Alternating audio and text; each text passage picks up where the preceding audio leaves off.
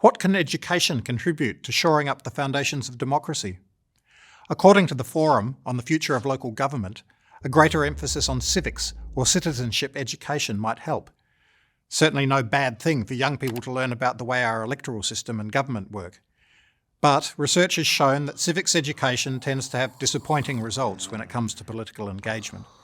Besides, if we want a citizenry that's truly prepared to participate in democracy, it's not enough just to teach them how the system works, nor even that they engage when it's time to vote.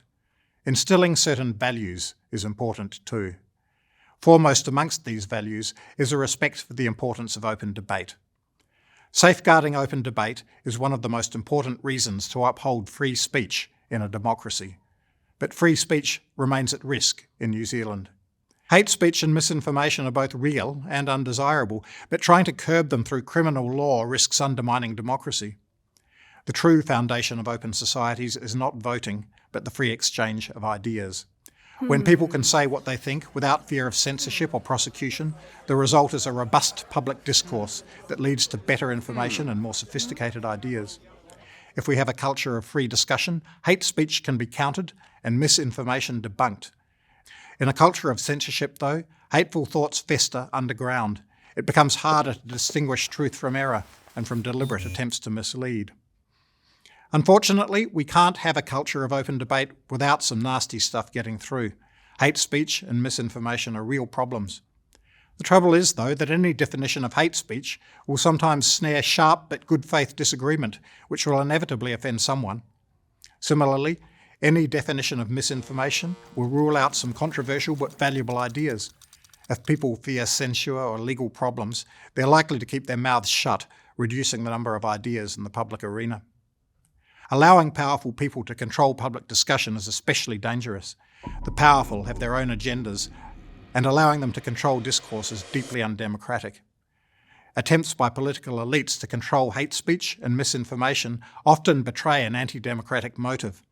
Often they simply don't trust ordinary people not to be swayed by hateful ideas or to weigh evidence and arguments for themselves. Many politicians would prefer voters to swallow their ideas without thinking about them too much. That brings us back to education. One of the best ways to protect open society and democracy is to make sure that young people are well equipped to take part in the democratic contest of ideas. An essential principle for young and older people to grasp is that there's usually something valuable to learn from disagreement, especially if we cultivate the skill of listening. If we adopt an attitude of intellectual humility, disagreement can help us find holes in our own thinking. When both parties to a disagreement adopt that attitude, disagreement can be highly productive. On the emotional side, people tend to get upset when their cherished beliefs and opinions are challenged. That's a very human response, but it needs to be moderated if we are to get the most out of disagreement. Both intellectual humility and equanimity in the face of disagreement could be cultivated in young people by giving them more practice in dealing with it.